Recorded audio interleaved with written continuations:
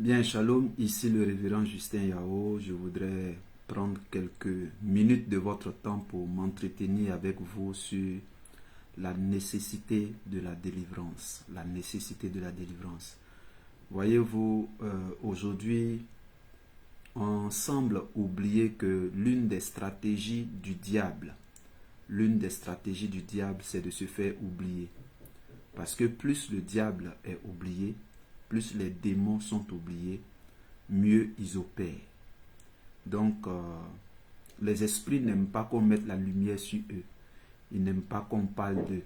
Satan n'aime pas qu'on parle de lui. Et il y a beaucoup d'enseignements dans le corps de Christ aujourd'hui qui disent que quand on est chrétien, on n'a pas besoin de délivrance. On n'a plus besoin de délivrance. Mais dites-moi, en quoi est-ce qu'un païen a besoin de délivrance? En quoi est-ce qu'un païen a besoin de délivrance? Quand quelqu'un est païen, quelqu'un n'est pas converti, quelqu'un ne va pas à l'église, pourquoi est-ce qu'on va le délivrer? Parce que si on le délivre, il vit dans le péché, il vit dans la désobéissance. Si on chasse les démons vont revenir, il n'y a rien à faire. Donc c'est pour dire que la délivrance ne concerne pas les païens. La délivrance concerne plutôt les chrétiens. D'accord? Donc c'est quand on est chrétien qu'on a besoin de délivrance. Et je suis au regret de vous annoncer que tout le monde a besoin de délivrance. Quand je dis tout le monde, c'est toutes les catégories de personnes à l'église. D'accord? C'est toutes les catégories de personnes à l'église.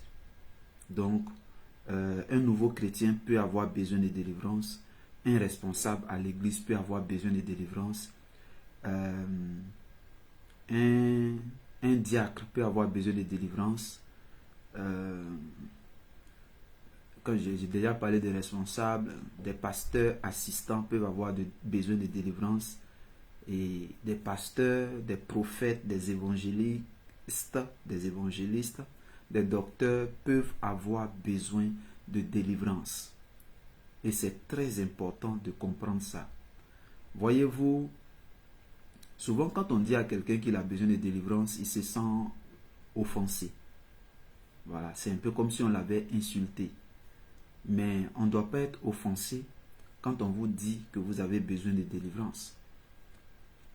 La délivrance ne signifie pas forcément possession démoniaque. Parce que la possession démoniaque, c'est une chose.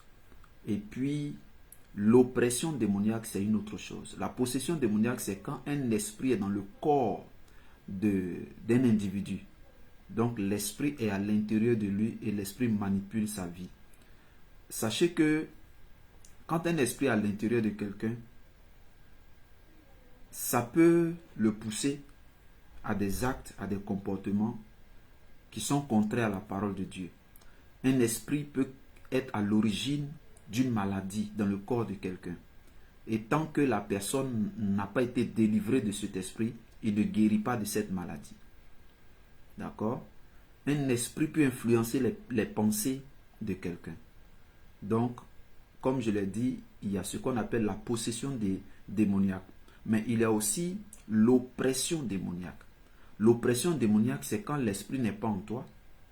Il est hors de toi, mais il n'est pas loin de toi. Il n'est pas loin de toi, il surveille ta vie comme un compagnon et il veille à ce que de bonnes choses n'arrivent pas dans ta vie. Et ce cas-là, il y a beaucoup de personnes qui sont victimes de cela, y compris des pasteurs. J'ouvre une parenthèse pour dire que j'ai eu une vision dans laquelle j'ai organisé une veillée de prière. Et à cette veillée de prière, tous ceux qui étaient présents étaient des pasteurs. C'était une nuit de délivrance. C'était une nuit de délivrance. Je me souviens que les portiers, ceux qui étaient à la porte, qui faisaient entrer, les gens étaient des pasteurs. Au groupe musical, le pianiste était un pasteur, le batteur était un pasteur, les chanteurs étaient des pasteurs. C'était des hommes de Dieu. Et je crois que je vais organiser ce programme. Aujourd'hui, une des franges des personnes qui ont besoin de délivrance et qui ne savent pas comment se faire aider, ce sont les pasteurs. Beaucoup de pasteurs ont eu le malheur d'être vite utilisés par Dieu. Je vous donne mon cas personnel. Quand je suis arrivé à l'église, j'avais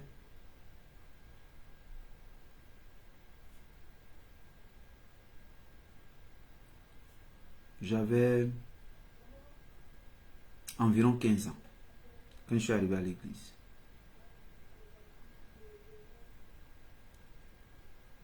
Non, je suis arrivé à 14 ans à l'église. Je suis arrivé à 14 ans à l'église. Et je me suis baptisé 2 ans. Je me suis fait baptiser 2 ans plus tard. Mais avant que je ne me fasse baptiser, je me souviens qu'il y avait une veillée spécialement des sœurs à l'église. Et puis, ils ont invité quelques frères, mais c'était des frères qui étaient baptisés. Et ils devaient venir pour uniquement prier pour les sœurs. Donc, c'était une veillée de délivrance. Donc, quand les frères sont arrivés, eux n'ont pas assisté à la veille. Ils sont restés dans une salle où ils ont prié de 20h jusqu'à 24h. Voilà. Le temps de se préparer avant d'aller dans la salle quand ce serait l'heure des prières de délivrance. À cette veillée-là, je voulais participer, mais je n'étais pas baptisé. Et on m'a dit, si tu veux participer à la veillée, il faut faire les 3 jours de jeûne que les baptisés vont faire. J'ai dit, il n'y a pas de problème. J'ai jeûné les 3 jours. Et puis, quand j'ai fini de faire le jeûne, je suis venu aussi à la prière et on a prié. À cette veillée, c'était la première fois que j'impose les mains à quelqu'un pour chasser les démons et la personne terrasse. C'était une expérience extraordinaire pour moi. Je n'étais pas encore baptisé. Et donc, j'ai continué sans être baptisé dans les jeûnes, dans les prières. Et puis, très vite, j'ai commencé à manifester l'onction de Dieu. Très vite, j'ai commencé à manifester l'onction de Dieu, commencer à chasser les démons, tout ça. Et ça fait que au niveau de l'église, vous savez que quand quelqu'un est déjà utilisé par Dieu, on l'établit, voilà, comme responsable dans certains trucs. Mais j'ai traîné des lacunes sur le plan spirituel. J'ai traîné des lacunes. Je me souviens que même en étant pasteur, je suis allé voir un homme de Dieu pour lui expliquer certaines difficultés que je vivais dans ma vie. Et puis il m'a dit, oh toi quitte là-bas. Parce que j'étais en fait un exemple, un modèle. C'était le leader d'une association d'hommes de Dieu que j'ai rencontré. Et puis je lui ai expliqué mes problèmes. Mais dans cette association, quand je suis arrivé très vite, on m'a positionné, je vais dire, à un endroit, même que les anciens qui étaient là n'étaient pas à cette position-là. Ça m'a donné même d'effectuer des voyages hors du pays avec le leader de cette association. Mais quand je l'ai abordé pour lui expliquer la situation que je traversais, il n'a pas pris ça au sérieux. Voilà. Il n'a pas pris ça au sérieux. Parce que bon, on voyait Justin comme celui qui n'a pas besoin de ces choses-là. Jusqu'à ce que je me dise que non, ce que je suis en train de vivre n'est pas normal. Voilà, je traversais certaines difficultés financières au point où je n'arrivais même pas à avoir souvent même 100 francs. Je me souviens que j'ai quitté le lieu où j'étais et puis j'ai marché pour aller à une réunion. Quand je marchais, je me disais, mais comment ça peut se faire que je n'ai même pas une pièce de 100 francs pour emprunter le taxi pour aller là où je vais partir. Et c'était en fait des problèmes qui étaient liés à ma famille paternelle dont j'ai eu les révélations et plus tard. Voilà, donc j'ai été vite responsabilisé et puis on n'a pas traité certaines choses dans ma vie. Et je suis devenu responsable. Quand tu es responsable, c'est plus toi qui expliques tes problèmes, c'est à toi on explique les problèmes. Et étant responsable, j'ai évolué dans ça jusqu'à ce que je devienne responsable à la démonologie, que je fasse la délivrance des gens.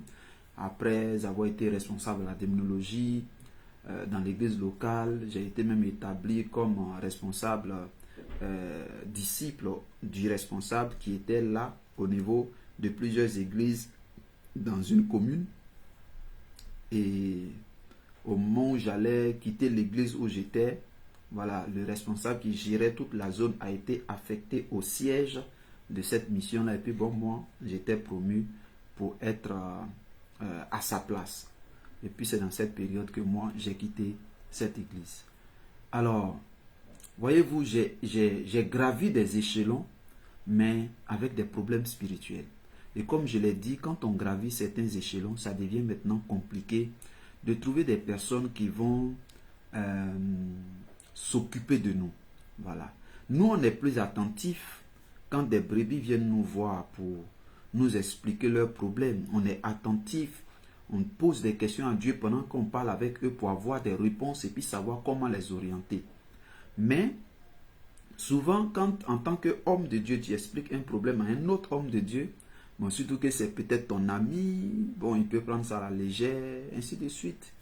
Et aujourd'hui, beaucoup d'hommes de Dieu vivent des oppressions. Quand vous allez prendre 100 pasteurs, il y a au moins 90 pasteurs dont le ministère ne bouge pas. Il y a au moins 90 dont le ministère, ça ne va pas. Les choses ne vont pas comme il se doit. Mais il n'y a pas d'autres raisons. Il y a plusieurs raisons. Hein. Mais je veux dire, l'une des raisons fondamentales, ce sont des problèmes spirituels liés à la vie et à la destinée de l'homme de Dieu. Ce sont des problèmes spirituels liés à la vie et à la destinée de l'homme de Dieu. Donc, ça influence son église, ça influence son ministère. Beaucoup de pasteurs ont besoin présentement de délivrance. Mais ils ne vont pas le crier. Ils ne vont pas le crier. Ils ne vont pas le dire. Parce que on voit dans le pasteur le super homme. On voit dans le pasteur le superman. Donc c'est quelqu'un qui, aux yeux des gens, n'a pas de problème, n'a pas de difficulté. C'est quelqu'un qui est saint, qui est pur, ainsi de suite. Mais il peut avoir ses problèmes. Il peut avoir ses problèmes.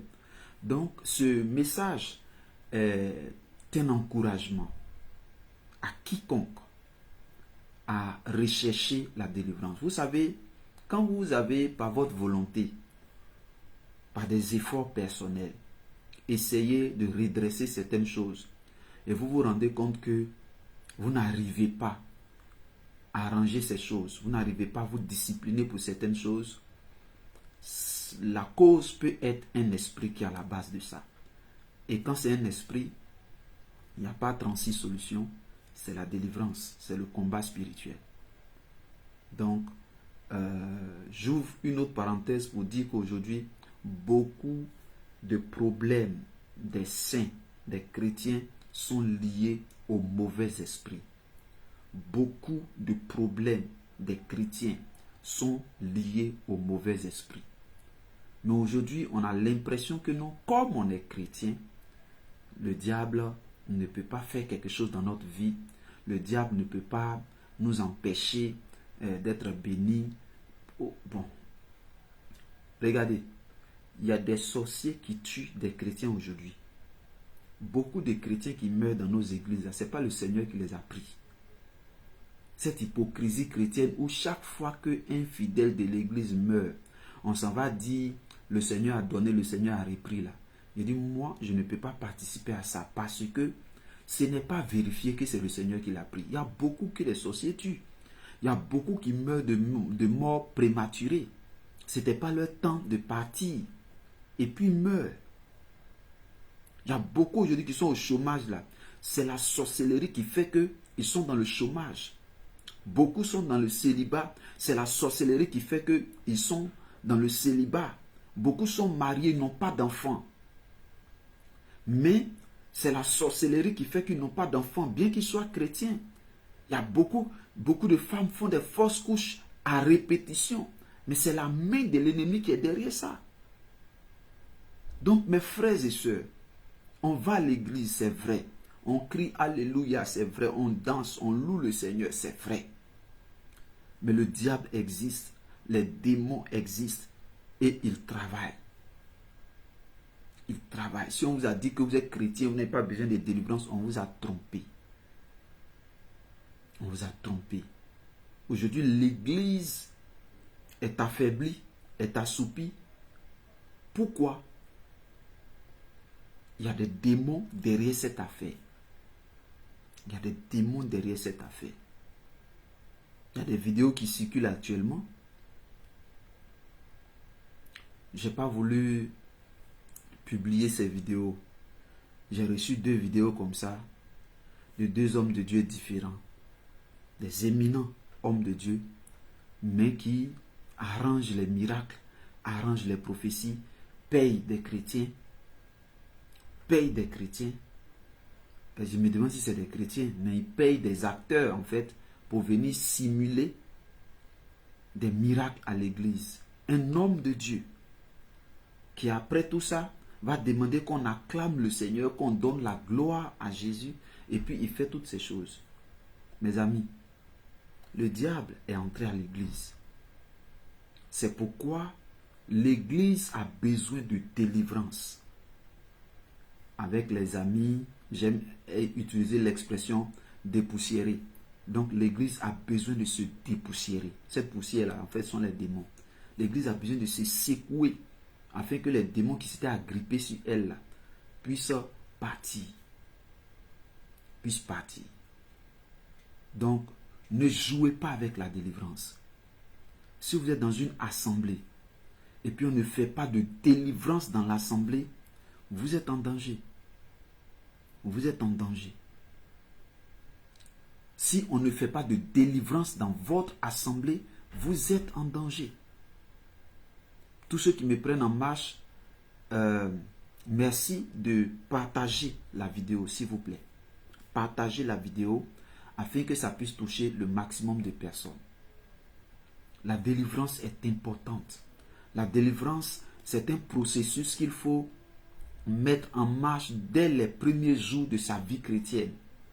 Parce que tous ceux qui négligent la délivrance au début de leur vie chrétienne, à un moment donné de leur vie, ils vont se rendre compte qu'ils ont pris du retard. Ils vont se rendre compte qu'ils auraient dû régler certains problèmes depuis longtemps. Aujourd'hui, dans l'église, il y a des homosexuels. Je ne parle pas même de chez les blancs, où là-bas, c'est légalisé, où il y a des églises où on célèbre les homosexuels, on bénit leur mariage. Je ne parle pas de ça, je parle de chez nous en Afrique, où certains membres d'église sont homosexuels. Ils luttent avec ça. Ils n'arrivent pas à se défaire de cela. Mais ce sont des démons qui sont à la base. Ce sont des démons qui sont à la base. Et une des choses graves dans cette histoire, c'est que les démons les maintiennent tellement dans la honte qu'ils n'ont même pas le courage de s'approcher de quelqu'un pour dire, voici, je suis homosexuel ou bien je suis attiré par des personnes du même sexe que moi. J'ai déjà eu affaire à ces cas.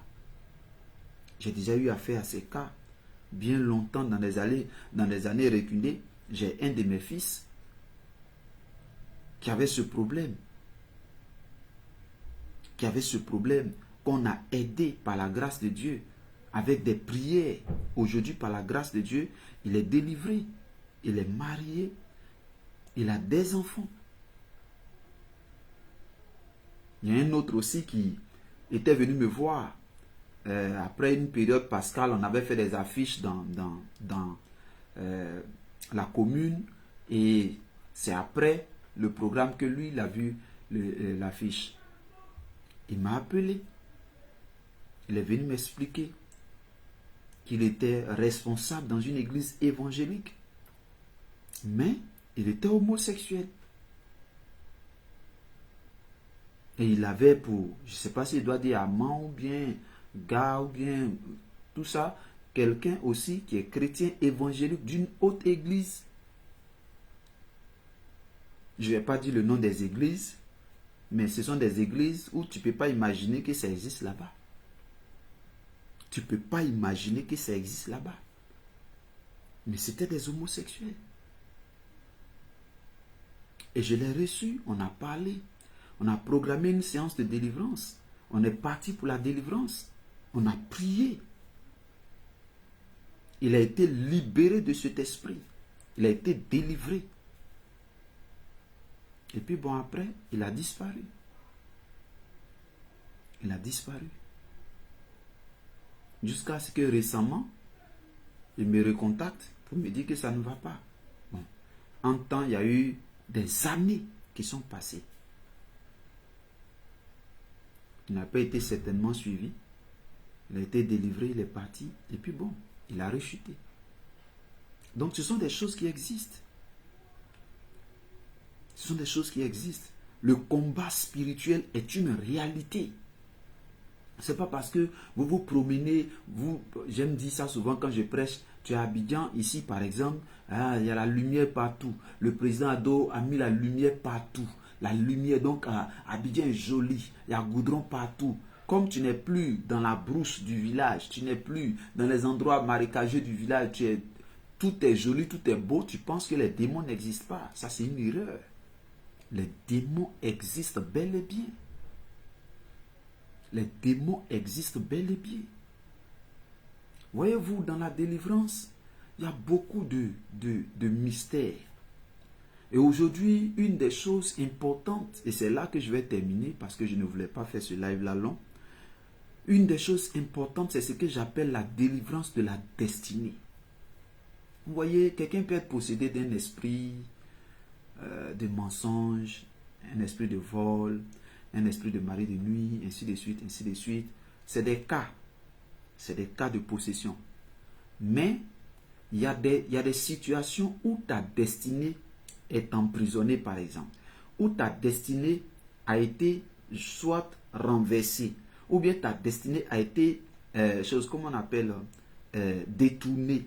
Ou bien tu es né pour être un grand, mais tu es en train de vivre une vie qui n'est pas la tienne en fait. Ces cas de délivrance-là, c'est ce que j'appelle la délivrance de la destinée. Il y a des combats que vous ne devez pas échouer. Le combat de la destinée, là, tu ne dois pas échouer dans ce combat. Tu ne dois pas échouer dans ce combat. Tu peux échouer dans tout. Tu peux perdre certains avantages, mais dans le combat de ta destinée, tu ne dois pas échouer. Sinon, tu as vécu inutile. Vous vous souvenez que dans la Bible, il y avait un anon qui était attaché, sur lequel personne n'était jamais monté. C'est ce que la Bible dit. Or, à l'époque, les anons servaient de transport. Donc, leur destinée, c'était de transporter des humains ou bien des marchandises. Mais lui, depuis les nés, là, il n'a pas accompli sa destinée. Il n'a rien transporté. Et puis, Jésus va dire à ses disciples, allez-y dans le village qui est devant là. Vous allez trouver un anneau. Détachez-le. Si on vous demande qu'est-ce que vous faites, dites le Seigneur en a besoin. Et ils sont partis dans le village. Ils ont trouvé l'anneau. Merci de partager la vidéo. Partagez s'il vous plaît. Voyez-vous, les choses spirituelles là. Les choses spirituelles là, nous les chrétiens même là, on n'aime pas partager ça. Les choses qui sont spirituelles, qui peuvent aider là, on ne partage pas. Il n'y a pas quelqu'un qui va prendre son portable pour dire non, ce message qu'on est en train d'entendre là, c'est important, attends, on va partager. Mais si c'était Aïcha Tremblay, là on va partager ça tout de suite. Aujourd'hui là, voilà Aïcha Tremblay qui est en train de faire toutes les chaînes de télé. Bientôt les Ivoiriens vont soulever Aïcha Tremblay partout. Mais là où on parle de destinée, là où on parle de vie, actuellement là, sur le live, je vois 4 personnes. Quand on parle des choses importantes là, ça n'intéresse personne. Et puis on ne partage pas. On ne partage pas. Mais les choses importantes là, on ne partage pas. Si c'était les futilités, si tout de suite là, je me lève, j'enlève mon habit, je reste en petit caleçon et qu'il commence à tout tourner devant tout le monde, vous allez partager la vidéo. Vous allez prendre la vidéo là, vous allez envoyer ça à vos amis en inbox. Tu as vu le révérend là? Tu as vu ce qu'il a fait? Tu as vu ce qu'il a fait? Mais là où on est en train de parler du salut, on est en train de parler de la vie, on est en train de parler de la délivrance, on est en train de parler des choses importantes. Là, il n'y a pas partage. Bien-aimé, je reviens sur mon affaire d'annonce. J'étais en train de juste dire ça pour que tu appuies ton bouton partage et que tu partages dans plusieurs groupes. Quand il prêche là, il ne te demande pas l'argent. Partager là, ça ne va pas te coûter l'argent. Fais ça pour l'œuvre de Dieu, c'est tout. Fais ça. C'est ta manière à toi de propager le message. Donc ils sont allés trouver l'anneau et ils l'ont détaché. Quand ils ont détaché l'anneau, il y a des gens qui ont dit, mais vous là, qu'est-ce que vous faites? Ils ont répondu comme Jésus avait dit. Et ils ont amené l'anneau à Jésus-Christ. Quand ils ont amené l'anneau à Jésus-Christ, ouais, il a parlé un peu, on est monté à 9 maintenant, je vois 9 personnes en ligne. Partagez s'il vous plaît. Appuyez le bouton partage, je vois 11 maintenant. Ça peut monter encore. Ça peut monter encore. Appuyez le bouton partage. Partagez s'il vous plaît. Partagez s'il vous plaît. Nous, on ne sait pas faire comme les autres là, qui disent que les 50 premières personnes qui vont partager, on va leur donner 10 millions. On va leur donner 1 million. On ne sait pas faire ça. Il n'y a pas l'argent pour partager. Mais faites, apportez votre contribution juste par des partages, par des likes, par des commentaires, par des amen. C'est ça, les interactions. Faites-le. Ils ont trouvé l'anneau. Je commence à avoir chaud. Excusez-moi.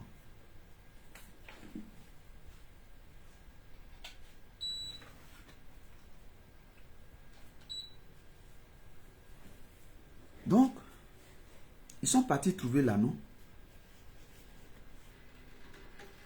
Et ils l'ont détaché. Quand ils ont détaché l'anneau, ils l'ont envoyé au Seigneur Jésus. Et la Bible dit que Jésus est entré de façon triomphale, de façon glorieuse sur cet anneau-là. Les gens ont mis les pailles à terre. L'anneau a marché dessus avec gloire, honneur, les hosanna, les hurrahs à côté, tout ça. Donc voilà ce qui était réservé à l'anneau. Mais depuis là, il était attaché. Dans cette histoire-là, j'ai compris qu'il y a des gens qui sont nés pour l'honneur. Il y a des gens qui sont nés pour la gloire. Il y a des gens qui sont nés pour être appréciés, pour être célébrés, pour être acclamés. Mais ils sont attachés au village. Ils sont attachés au village. Le village, c'est le symbole de nos origines. Ils sont attachés par leurs origines. Ils sont liés par les esprits de leur famille. Mes amis, affaire d'esprit de famille, là, de lien héréditaire, là, ça ne connaît pas. Il n'y a pas affaire de tu es pasteur dedans.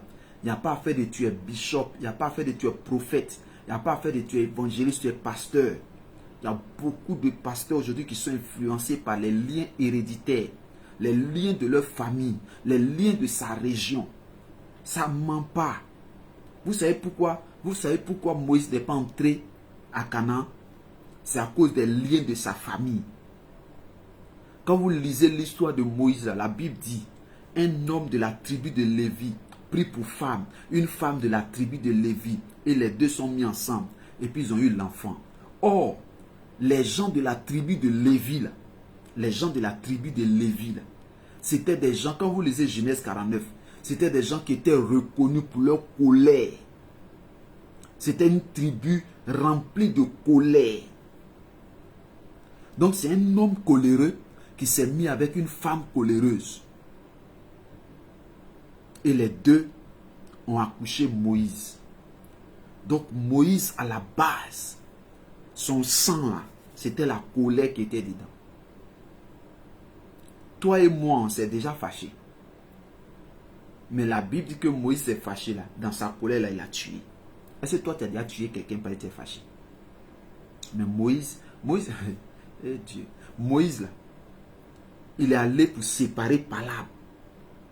Il est allé séparer Palab entre un Égyptien et puis un Israélite. C'est pas Palab même. Le gars était en train de le maltraiter, donc il voulait mettre un peu d'ordre là. Dans ça là, l'Égyptien est mort. Ça c'est Moïse. Moïse en fait 40 jours de jeûne dans la présence de Dieu. Et puis il descend. Quand il descend, il apprend que les gens là se sont prostitués. Ils ont fait un veau d'or. Ils ont fait un veau d'or. Ils sont en train d'adorer ça. Les tables des pierres que Dieu lui-même avait écrit avec ses doigts. Au lieu de déployer ça tranquillement et puis il va aller régler ses comptes là. Les tables là, il a fracassé ça au sol dans sa colère. Vous savez que dans la colère, souvent on dit des choses, on fait des choses sans faire attention. Il a fracassé ça. C'était un gars à qui Dieu parlait. Mais dans son sang là, il y avait la colère. Les liens héréditaires là, ne jouez pas avec ça. Les liens héréditaires sont forts. C'est comme souvent, les liens héréditaires là, c'est comme souvent un serpent qui est caché dans les herbes et qui guette, il attend. Au moment où quelqu'un va passer, puis te pique. Les liens héréditaires peuvent être dans ta vie, cachés. Cachés pendant des années. Ça peut attendre 30 ans. Ça peut attendre 40 ans. Ça peut attendre 50 ans et puis arriver un moment, ça a frappé. Je connais l'histoire d'un pasteur évangélique. Un pasteur évangélique. Écoutez-moi très bien. Écoutez-moi très bien. Partagez la vidéo. Partagez le live. Écoutez-moi très bien. Un pasteur évangélique qui a servi Dieu pendant des années. Il était marié. Il avait des enfants. Il a servi Dieu jusqu'à arriver un moment. Des années après, il fait asseoir sa femme. Il dit à sa femme, je suis désolé, mais je crois que je vais prendre une deuxième femme. La femme a attrapé sa tête. Elle est scandalisée. Elle est scandalisée parce que son mari, qui est un homme de Dieu, de surcroît évangélique, dit qu'il va prendre une deuxième femme. Il devient polygame. Elle se demande, mais qu'est-ce qui se passe? Qu'est-ce qui est rentré dans la vie du pasteur? C'était simple. À la cuidame du pasteur, on s'est rendu compte que le papa du pasteur était un roi. Son papa était un roi. Et donc, comme il était roi, il avait plusieurs femmes. Donc, il y a la polygamie dans son sang. Le pasteur est né avec ce sang-là. Ce sang de polygame en lui. Donc, malgré le fait qu'il était pasteur là, le sang polygame l'a crié en lui. Est-ce que vous savez que le sang parle, le sang crie? Est-ce que vous savez que le sang parle, le sang crie? La Bible parle de Caïn et d'Abel. Caïn a tué Abel. Et la Bible dit que le sang de ton frère crie jusqu'à moi. Le sang parle. Donc le sang qui est en toi là, ce sang-là parle. Or toi, tu es la résultante de tes parents, tes grands-parents, tes arrière-grands-parents, tes arrière-arrière-grands-parents, tes aïeuls, ainsi de suite, ainsi de suite. Tu es leur résultante, côté paternel comme côté maternel. Oui, shalom, Saint-Homme. Tu es la résultante de leur sang. Si ton grand-père était polygame, s'il était polygame, si c'était un homme à femme, ça va couler en toi. Tu es là, c'est vrai, tu connais la parole de Dieu, tu sais que ça là, la Bible dit qu'on ne fait pas ça, tu sais. Mais il y a en toi une loi qui te contrôle, une loi qui te pousse à faire ce que tu sais. Comme Paul l'a dit, il dit, le bien que je veux faire là, je n'arrive pas à faire ce bien.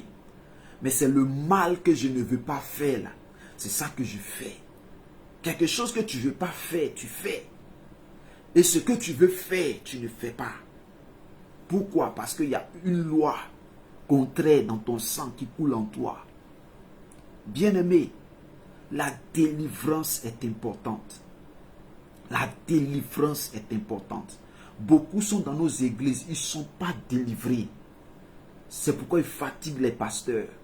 Beaucoup de pasteurs assistants ne sont pas délivrés. C'est pourquoi ils fatiguent leurs leaders. Ils sont dans des bêtises, ils ne sont pas libérés. Vous pensez qu'il suffit juste de connaître quelques versets bibliques pour dire on sait Dieu? Il ne suffit pas de connaître quelques versets bibliques. Ce n'est pas parce qu'un jour aussi tu as prié, je vous ai rendu mon témoignage au début de ce live, j'ai commencé à être utilisé par Dieu. Il n'était pas encore baptisé. Quelqu'un qui n'est pas encore baptisé, est-ce qu'il est passé par la délivrance? Mais j'ai imposé les mains à quelqu'un, la personne est terrassée. Ce n'est pas parce que tu chasses les démons que ça veut dire que toi-même tu es délivré. Tu peux délivrer des gens et puis toi-même tu as besoin de délivrance. Quelqu'un m'a posé la question du Burkina, est-ce que tout le monde doit passer par la délivrance? Il lui a dit pas tout le monde. Si tu es sûr que ton background spirituel est blanc, est pur, gloire à Dieu. Si tu es sûr que tes parents étaient délivrés et puis t'ont mis au monde, c'est-à-dire qu'ils ont coupé tous les liens héréditaires là, et puis t'ont mis au monde, tu es sauvé. Mais si comme moi, tes parents n'étaient pas chrétiens, n'ont pas été délivrés, et puis t'ont mis au monde, c'est que tu es né avec des choses. Si tu es né avec ces choses-là, il faut chercher ta délivrance. Il faut chercher ta libération. Beaucoup de personnes souffrent aujourd'hui parce qu'ils ne sont pas délivrés. Beaucoup de personnes n'arrivent pas à entrer dans leur possession. Ils n'arrivent pas à entrer dans le plan de Dieu parce qu'ils ne sont pas délivrés. L'anneau était destiné à transporter le roi de gloire au milieu des cris de célébration, de joie. Tu es certainement délivré, comment on appelle ça? Destiné à être acclamé, à être célébré. Mais si tu n'es pas délivré, tu ne vas pas vivre ça. Tu ne vas pas vivre ça. Pendant que je suis en train de faire le live, je vois comment on appelle ça, la présence d'un de mes petits frères qui m'a raconté un songe qu'il a fait. Dans le songe là, il dit il y a une femme qui lui a présenté des biens. Et la femme lui a dit tout ça là c'est pour toi. Mais je ne vais pas te donner. Est-ce que tu sais quel bien t'est réservé? Est-ce que tu sais quelle bénédiction t'est réservée? Est-ce que tu sais quelle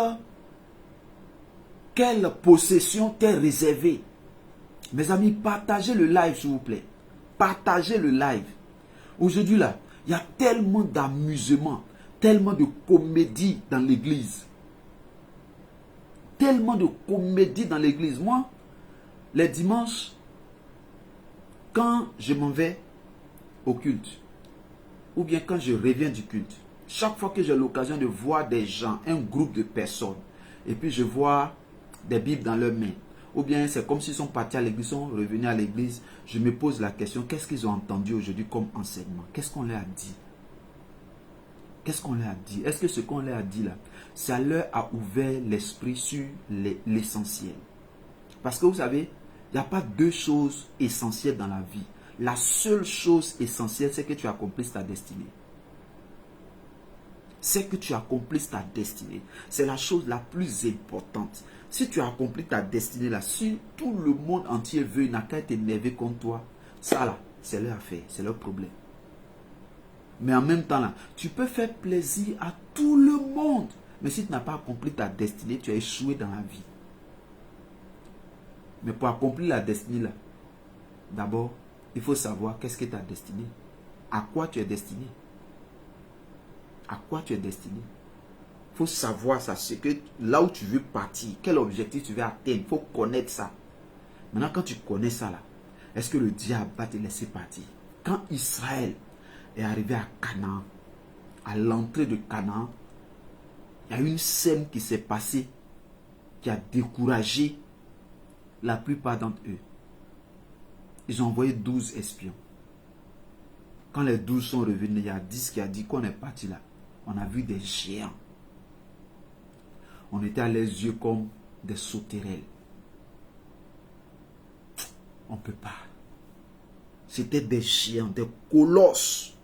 Bien-aimés, à l'entrée de ta destinée, il y aura des colosses. Il y aura des géants qui vont te décourager, qui vont t'empêcher d'entrer dans ta bénédiction. Ça, c'est clair. Ils vont te combattre. Il ne faut pas jouer ça. Il ne faut pas jouer avec ça. J'ai illustré ça une fois en disant, vous savez, quand un chien est attaché là, aussi longtemps que le chien reste dans les limites de sa corde, il ne sauve pas. Quand un chien est attaché, aussi longtemps qu'il reste dans les limites de sa corde, il ne souffre pas. Mais quand le chien décide que je suis trop resté ici, je vais aller au-delà. Quand il commence à pousser, la corde va serrer son cou. Il va commencer à s'étouffer. Il va commencer à s'étouffer. Il va frôler la mort s'il continue, s'il n'arrête pas. Ça va le serrer. C'est comme ça aussi quand tu dois accomplir ta destinée. Tant qu'aujourd'hui, il y a des gens là, comme ils ne sont pas encore réveillés, ils ne sont pas encore réveillés, leur esprit n'a pas encore compris, n'a pas encore capté le plan de Dieu pour leur vie. Leur esprit n'a pas encore capté leur destinée. Ils sont en train de s'amuser. Ils sont là, ils jouent, ils plaisantent. Parce qu'ils n'ont rien compris encore. Mais à celui que Dieu a fait la grâce, Dieu lui a révélé sa destinée. Dieu lui a révélé ce à quoi il est appelé. Cette personne-là, quand elle se lève pour dire je vais accomplir ma destinée, le diable tourne son canon sur lui. Et puis, on met sur sa photo wanted. Il est recherché par le diable pour finir avec lui. Parce que quand tu accomplis ta destinée, c'est la défaite du diable. Le diable, lui, il est là pour te perdre, pour t'égarer. Il y a des gens. Est-ce que vous avez remarqué que les fous là, les fous, ils mangent dans la poubelle, ils ne tombent pas malades. Ils dorment dans les rues, tout nus, ils ne tombent pas malades. Les fous là, ils sont sales, ils ont cheveux sales sur la tête, ils ne tombent pas malades. Vous voyez non? Mais toi, la nourriture que le fou mange là, va manger ça, tu vas voir. Tu vas voir. Lui, son cerveau est grillé. Bien qu'étant dans la société, là, on ne le compte pas. Quand les gens font un recensement, on ne compte pas les fous. Pourquoi? C'est des humains. Ce n'est pas des animaux, c'est des humains. Mais pourquoi on ne les compte pas? Parce que le cerveau est grillé. Ça ne fonctionne plus. Donc quand le diable voit que tu es un chrétien, tu es fou. Tu n'as pas ta destinée là. Tu es inconscient de ça, tu es aveugle. Là, il ne te calcule pas. Mais c'est ceux qui ont connu leur destinée, ceux qui savent ce à quoi ils sont appelés là, c'est contre eux, le diable tourne ses canons, il les cible pour les détruire. Il les attaque. Il les accuse. Il les accuse dans le seul but de les freiner, de les empêcher d'accomplir leur destinée. Bien-aimés, ce soir-là, c'était juste une petite exhortation que je voulais vous apporter. Recherchez votre délivrance. Tu es pasteur, tu m'as entendu. Il faut chercher ta délivrance. Tu es saint chrétien, tu m'as entendu. Il faut chercher ta délivrance. Écoutez-moi. On est comme dans un troupeau et on s'en va à l'église. On est comme dans un troupeau, on s'en va à l'église. Mais la destinée de chacun là, c'est chacun. Si tu veux regarder le mouvement des gens, si tu veux regarder la tendance, si tu veux regarder ce que les gens font, tu vas te mettre en retard. Il ne faut pas suivre le mouvement de la foule. Au moment où les gens sont en train de se distraire là, cherche ta délivrance, tu vas accomplir ta destinée. Cherche ta délivrance, tu vas accomplir ta destinée. Il y a deux choses importantes. Cherche ta délivrance, tu vas accomplir ta destinée. Moi, j'ai dit à des amis pasteurs, je leur dis, souvent on dit aux gens que non, que le ministère est ingrat, le ministère est ingrat. Je ne suis pas d'accord avec ça. Je suis contre cette façon de penser que le ministère est ingrat. C'est faux. Le ministère n'est pas ingrat. Tu ne peux pas être au service de Dieu et puis tu ne seras pas récompensé. C'est faux. Le vrai problème là, c'est qu'on a des problèmes spirituels en tant qu'homme de Dieu. Nous-mêmes, on n'a pas réglé ça. Dans le monde, là, il y a des travaux. Quand tu fais, là, l'État te donne. La Bible même l'a dit que tu ne peux pas aller faire le service militaire à tes propres frais. Tu vas défendre le pays. C'est toi-même qui as cherché ton argent pour payer ta calache. C'est toi qui as cherché ton argent pour payer ta tenue. Tu as cherché ton argent pour te nourrir, comment on appelle ça, pour te loger. Non. L'État met tout ça à ta disposition. L'État met tout ça à ta disposition. Donc, tu ne peux pas être au service de Dieu. Regardez, les gouvernements même là, tu t'en vas faire une mission. Tu t'en fais une mission au nom de l'État. Il y a ce qu'on appelle les frais de mission. Tu vas là. On te reçoit parce que tu es venu au nom de l'État. Maintenant, pourquoi nous, serviteurs du Dieu vivant, serviteurs du Dieu vivant, tu as servi Dieu et puis tu n'arrives pas à manger. Tu as servi Dieu, tu n'arrives pas à payer ta maison. Tu as servi Dieu, tu n'arrives pas à avoir une voiture pour te promener. Tu vas servir Dieu, tu ne peux pas avoir même un terrain sur lequel tu vas faire l'œuvre de Dieu. Tu vas servir Dieu, tu ne peux pas avoir une maison. Si tout ça là c'est difficile, écoute-moi, c'est pas Dieu qui ne veut pas te donner ça. Tu vas servir Dieu et puis il n'y a pas une personne, 2 personnes, 3 personnes qui croient en toi pour soutenir ton ministère. Des gens qui sont prêts à mettre à ta disposition des millions pour que tu serves Dieu. Ça n'existe pas dans ton ministère. C'est que tu as un problème. C'est que tu as un problème spirituel. Tu ne peux pas servir Dieu. Et puis Dieu ne va pas te nourrir. Tu ne peux pas servir Dieu. Et puis Dieu ne va pas prendre soin de toi. C'est impossible. C'est impossible. Regardez, les chefs d'entreprise là, quand le mois finit là, son souci, c'est comment je vais payer mes employés. Souvent là, lui-même, il ne se paye pas. Mais il cherche comment il va payer ses employés. Il cherche comment il va nourrir ses employés pour que le travail continue. Si un homme peut penser comme ça, c'est Dieu qui va t'oublier. C'est Dieu qui ne va pas te payer. Toi qui es son serviteur, toi qui es sa servante, Dieu ne va pas prendre soin de toi.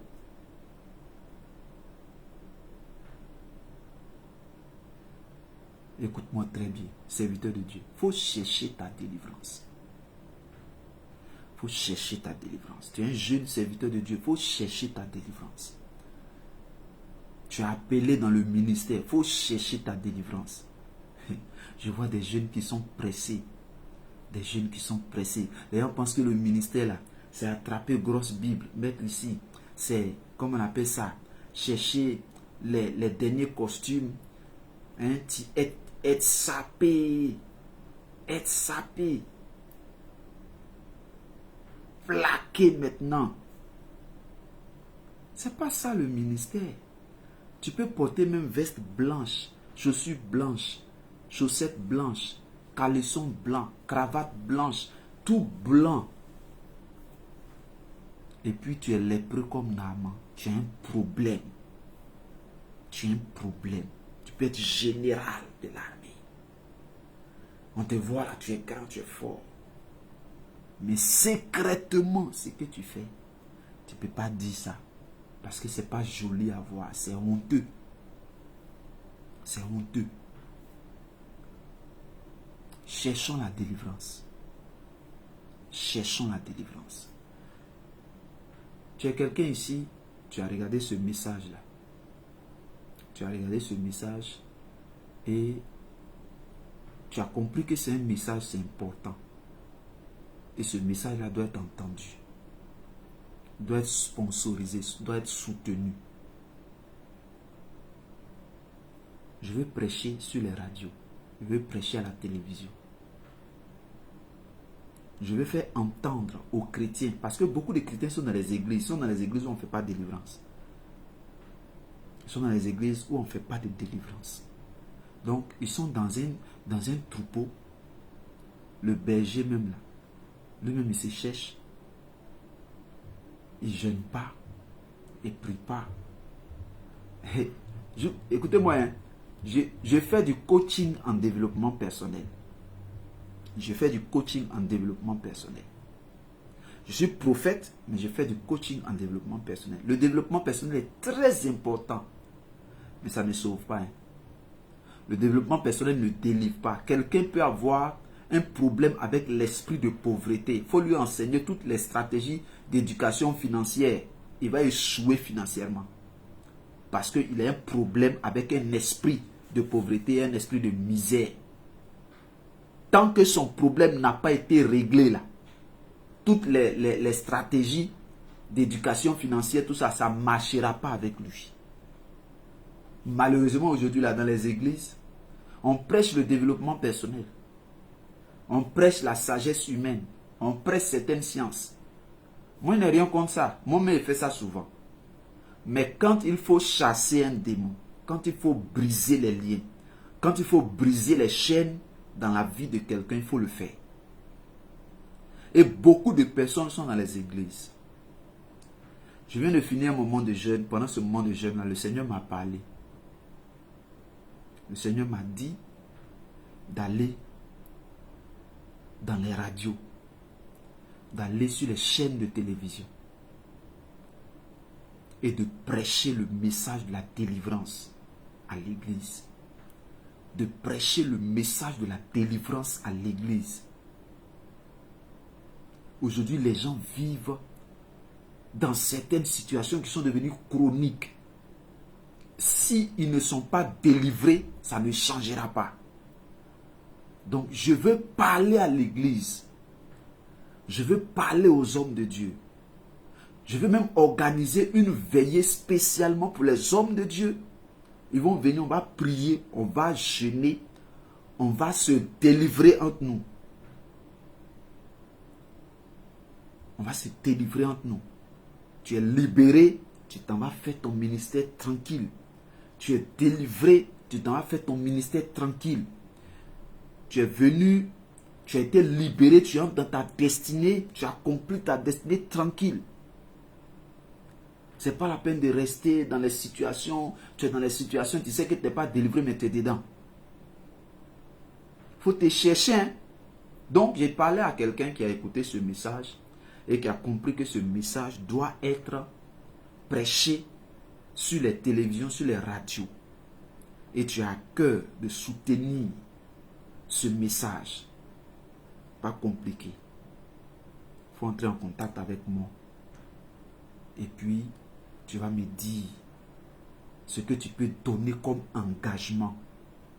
Parce que chaque mois, il va s'agir de payer la radio pour prêcher. 1 ou 2 radios pour prêcher. Et généralement, sur les radios, c'est 100 000 francs le mois. La télévision, bon, j'ai pas trop d'informations. Mais si tu veux soutenir le message de la délivrance, il faut entrer en contact avec notre ministère. Je suis le leader de Impact Center. Notre slogan, c'est là où vous recevez de l'impact pour influencer votre génération. Et la deuxième partie de notre slogan dit « Releasing people into their destiny ». C'est-à-dire que nous relâchons les gens dans leur destinée. Nous les aidons pour que ces personnes soient relâchées, soient libérées et qu'elles accomplissent leur destinée. C'est ça notre ministère. C'est ça notre ministère.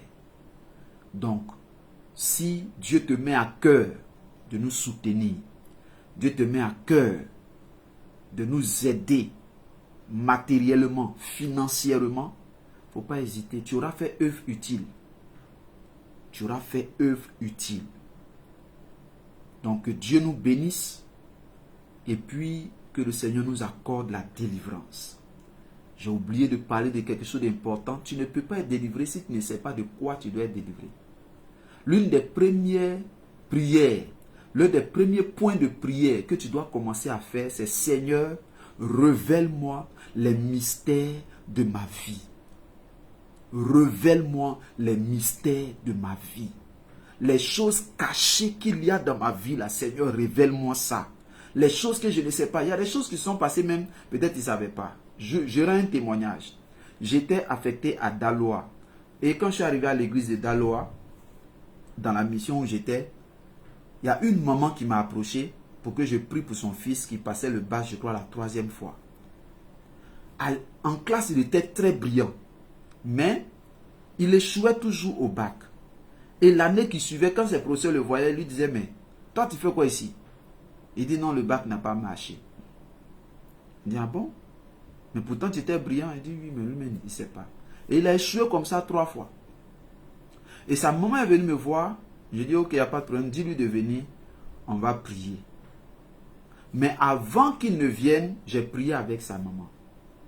Et pendant, je ne sais plus si c'est avec lui j'ai prié ou bien c'est avec sa maman, mais j'ai prié avec, ça doit être avec lui. J'ai prié avec lui et Dieu va me montrer une vision de quelque chose qui s'est passé dans leur village au temps colonial. Ça s'est passé dans leur village au temps colonial. J'ai vu un vieux qui était, c'est comme une jupe, mais la jupe là était en herbe sèche en fait. Vous voyez, non, c'est un peu comme des herbes sèches qu'ils ont pris. Comme souvent les masques, les trucs, c'est des herbes qui sont sur herbes séchées, façon là. Donc, c'est ça qui était comme une jupe. Donc, le vieux là était dans la brousse et il était en train de faire un sacrifice pour que les blancs ne les voient pas. C'est-à-dire que quand les blancs vont les voir là, qu'ils n'aient même pas dans leur esprit même de les prendre. Et ce vieux là a fait ça. Et dans son village, c'est ce que j'ai vu en fait. Donc je lui ai dit, je lui ai expliqué la vision. Bon, lui n'a pas compris, c'est un jeune l'aîné maintenant. Donc je lui ai dit, ok, dis à ta maman de venir. Ou bien explique ça à ta maman. Et sa maman est venue dire, effectivement, dans leur village, c'était au temps colonial, les vieux de leur village ont fait ça pour ne pas que les blancs les prennent pour les envoyer aux travaux forcés. Donc, c'est comme un fétiche ou bien une malédiction qui est sur le village. Donc, ça fait que eux, tout ce qui est en rapport avec les blancs, l'éducation, tout ça là, ça ne marche pas pour eux. J'ai dit, mais tiens, voilà donc la source de ton problème. Donc, il a fallu qu'on brise l'influence de cette action-là sur sa vie. L'année qui a suivi, là, il a eu le bac. L'année qui a suivi encore, il est entré à la gendarmerie. Actuellement, je vous parle des gendarmes. Mais bon, bien entendu, hein, après cette prière-là, quand ça marchait, je ne l'ai plus vu jusqu'à aujourd'hui. Voilà. Donc, il y a des situations comme ça. Il faut savoir l'origine de ton problème. Si tu ne connais pas l'origine de ton problème, tu vas prier comment? C'est comme tu es en train de combattre un ennemi invisible. Tu ne vois pas l'ennemi et tu es là, tu lances les coups de poing. Tu lances les coups de poing. Peut-être il est derrière toi, tu ne sais pas. Et tu lances les coups de poing. C'est comme ça que beaucoup de personnes combattent dans le vide. J'ai toujours dit aux gens, les prières de combat, c'est comme un combat de boxe. Quand tu es dans un combat de boxe, il faut que tes coups de poing soient ciblés. Quand tu donnes un coup là, ça doit atteindre la cible. Quand ça atteint la cible et puis la cible tombe là, c'est fini. Mais tu es en train de te battre et puis on a attaché tes yeux. Tu donnes un coup ici, tu donnes un coup ici, tu donnes un coup ici. Bon, tous les coups que tu donnes là, tu vas t'épuiser, mais ton ennemi est toujours debout. Il est toujours en forme parce que tu ne l'as pas atteint. Donc tu ne peux pas dire que tu vas, comment on dit ça, tu vas combattre pour ta destinée si Dieu ne t'a rien révélé. Mais comment Dieu va te révéler? Dieu va te révéler si tu lui poses des questions. Dieu va te révéler si tu lui poses des questions. Il faut demander à Dieu de te montrer les mystères de ta vie. Les mystères de ta vie. Steve Verret, on ne se connaît pas. Je ne sais pas qui tu es. Mais l'éducation, la bonne éducation et le bon sens, la bienséance vaudrait que quand tu viens sur le live de quelqu'un avec qui tu n'as jamais parlé, que tu ne connais pas, faut lui dire bonsoir homme de Dieu. C'est plus poli.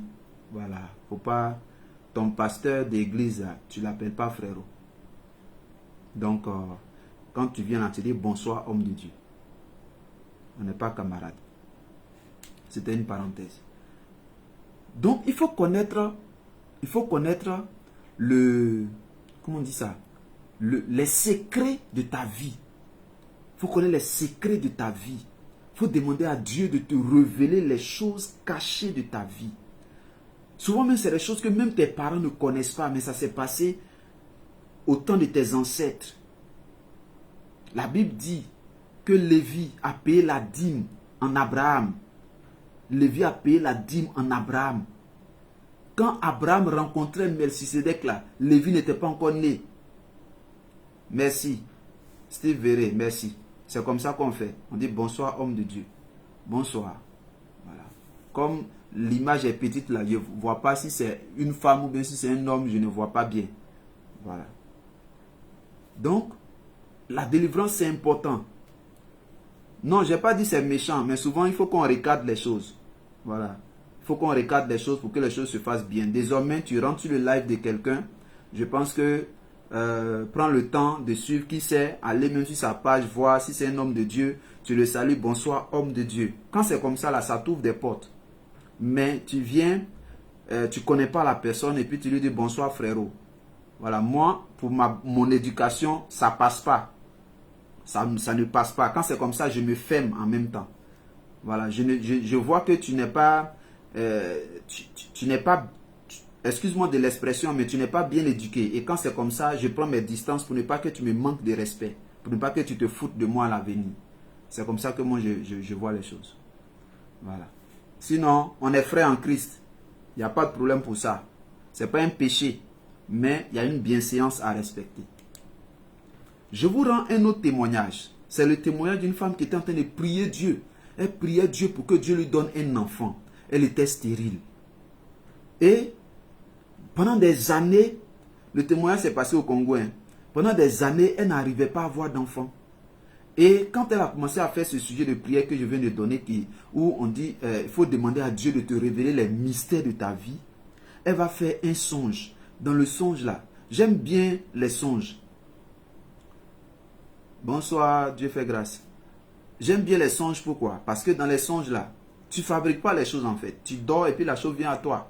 Donc dans le songe là, dans le songe, elle va se voir, elle n'a pas de bras.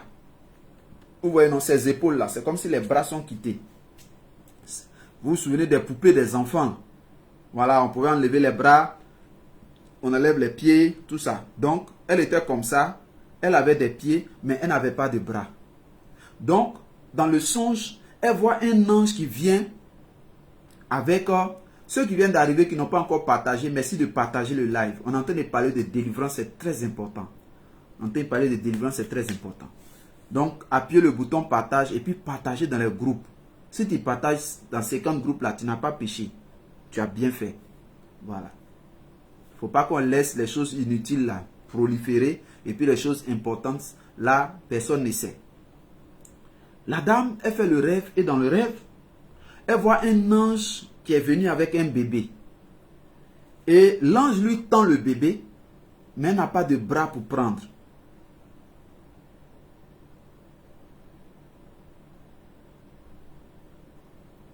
Elle n'a pas de bras pour prendre le bébé. Ça fait que quand l'ange vient, quand elle demande à Dieu, Seigneur, donne-moi un enfant, donne-moi un enfant, quand l'ange vient avec le bébé pour lui donner le bébé, elle ne peut pas réceptionner la bénédiction de Dieu. C'est la raison pour laquelle depuis elle était stérile. Donc c'est quand elle a vu ça en rêve, elle a compris où était son problème. Ce n'est pas Dieu qui n'exauçait pas, mais elle n'était pas dans la capacité de recevoir l'enfant. Elle a dû donc changer ses prières pour régler ce problème-là avant qu'elle ne puisse réceptionner l'enfant. Vous savez, le monde spirituel est tellement mystérieux. L'histoire de Daniel nous fait comprendre que Daniel était en train de prier. 21 jours après, un ange arrive. Et puis l'ange lui dit, depuis le premier jour où tu as commencé à prier là, j'ai été envoyé vers toi. Pour venir te donner l'intelligence, pour venir te donner les révélations, les informations. Mais quand je venais là, il y a le prince de Perse, qui est un esprit qui règne sur un territoire qu'on appelle Perse. Il m'a résisté pendant 21 jours. Il a fallu que Michael, qui est l'un des principaux anges. Bon, vous voyez, non? Steve Verret, qui a écrit quelque chose. Moi, je demande à Dieu dans, je ne sais pas si tu veux dire dans mes pensées, en fermant les yeux. Et puis tu dis, tu fais de la voyance. Bon, on n'a pas besoin de ça. On entend parler de délivrance. On parle de délivrance. Donc, j'expliquais le cas de Daniel. Quand Daniel vient, et quand l'ange vient à Daniel, l'ange va faire savoir à Daniel qu'il y a eu blocage dans le monde spirituel là-bas. Le prince de Perse l'a bloqué.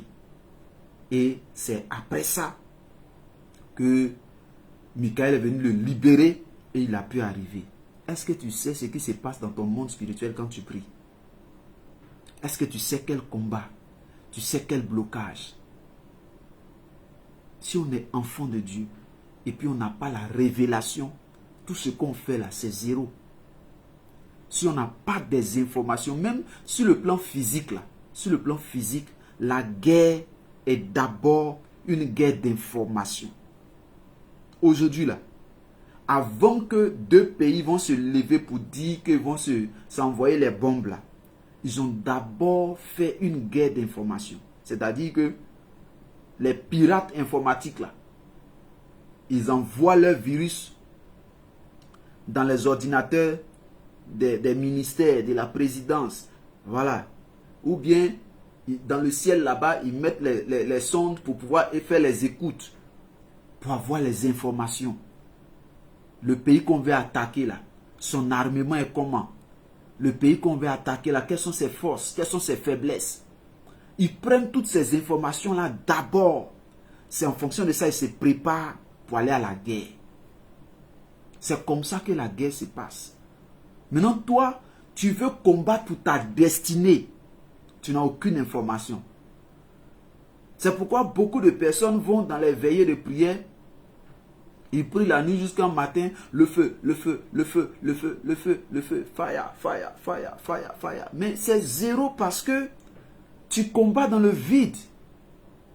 Tu combats dans le vide. Tu n'as pas d'information, tu combats. Mes amis, le plus grand bien que vous allez vous faire à vous-même, c'est de demander à Dieu, Seigneur, quels sont les problèmes de ma vie? Quel est le problème? Moi-même là, mon problème. Parce que c'est vrai qu'il peut y avoir plusieurs problèmes, mais souvent là, il y a un seul problème majeur duquel découle d'autres choses. Quand tu as réglé ça, c'est fini. C'est fini. Donc voilà ce que je voulais partager avec vous. La délivrance est vraiment importante. Si tu n'es pas encore passé par la délivrance, tu n'as pas encore fait la délivrance, il faut chercher à être délivré. Chez nous, Impact Center, nous sommes un ministère basé sur la délivrance. C'est mon appel. C'est mon appel. C'est vrai, je fais beaucoup d'autres choses. Je fais du développement personnel. Je fais de l'éducation financière. Je parle de succès. Je parle de réussite. Tout ça. Mais ma base là, c'est la délivrance. Et après mon moment de jeûne que j'ai fait, pendant ce temps-là, le Seigneur m'a parlé pour que je puisse me reconcentrer dessus. Parce que beaucoup de personnes en ont besoin. Donc, comme je l'ai dit, si tu veux nous soutenir, parce qu'on va payer la radio. La radio, là, c'est 100 000 francs le mois. On va payer la télévision. On va organiser des veillées dans des salles neutres. Ton soutien serait le bienvenu. Ce n'est pas les anges qui soutiennent l'œuvre de Dieu. Dieu a confié ça aux humains. Sinon, les anges allaient faire le travail propre. Voilà. Où ils sont là, ils savent où il y a l'or, où il y a le diamant, où il y a ceci. Ça, ils savent ça. Rapidement, ils vont aller soulever ça pour envoyer. Et puis bon. Même je crois aux esprits qui envoient l'argent. Moi, je crois en ça. Moi, je crois aux esprits qui envoient l'argent. C'est ce qu'on appelle bédou magique que les païens font là. Ils ont triché ça sur le royaume de Dieu. Nous-mêmes chrétiens, on ne croit pas en ça. Mais païens croient en ça. Et puis ça marche pour eux. Moi, je crois que dans le royaume de Dieu, là, ça marche. Il y a des anges qui envoient l'argent. Quand ils ont demandé à Jésus de payer l'impôt, il n'a pas pris l'argent dans la poche de ses disciples. Judas était là. Judas gardait la caisse. Il y avait l'argent. Mais il dit, allez-y pêcher. Le premier poisson que vous avez fait sortir de l'eau, là, hein, ouvrez sa bouche et puis enlevez la pièce dans sa bouche. Ils sont allés pêcher. Ils ont fait sortir le poisson. Ils ont ouvert sa bouche. Ils ont pris l'argent. Ce poisson-là, ce n'est pas un poisson normal. Ce n'est pas un poisson normal. Un poisson normal ne peut pas vivre avec une pièce d'argent dans sa bouche. Il ne peut pas vivre avec ça dans sa bouche. Mais c'était un ange. Parce que dans l'eau, il y a des anges. Si vous lisez dans Apocalypse, vous allez lire là-bas, on parle de l'ange de l'eau. Il y a des anges dans l'eau. Il y a des anges dans la terre. Il y a des anges dans la forêt. Il y a les anges dans les airs. Il y a les anges dans le soleil. Il y a les anges dans la lune. Il y a les anges partout. Et je crois en ça. Je crois que les anges peuvent apporter l'argent. Mais Dieu a confié aux hommes la responsabilité de soutenir l'œuvre de Dieu. Donc si ce message t'a fait du bien et que tu veux faire une offrande, je vais mettre mon contact, mon Orange Money, mon Wave, je vais mettre ça tout à l'heure. Tu peux prendre le numéro et tu peux faire ton offrande, tu peux faire ta semence. On a beaucoup de choses à faire, des livres à écrire sur la délivrance. Je crois que Dieu nous fera du bien. Allez, shalom chez vous et puis laissez-moi prier pour vous. Seigneur, nous te rendons toute la gloire, nous te bénissons, toi qui n'as pas changé. Merci pour tous ceux qui nous ont suivis. Nous prions que ta bonne main soit sur eux. Bénis-les, Seigneur. Fais-leur grâce. Accorde-leur la délivrance. Accorde-leur la libération. Au nom de Jésus-Christ. Amen. Allez, soyez bénis. Et puis tous ceux qui veulent entrer en contact avec nous, je vais laisser le WhatsApp, mon WhatsApp direct. Steve Verret qui dit qu'il fait de la voyance. Je vais laisser mon WhatsApp. Et puis, ce que tu veux partager avec moi, je suis prêt à t'écouter. Allez, n'oubliez pas, ceux qui viennent de nous prendre en marche, de partager la vidéo, d'appuyer le bouton partage et puis de faire connaître le message sur la délivrance. Shalom chez vous et puis excellente nuit à vous.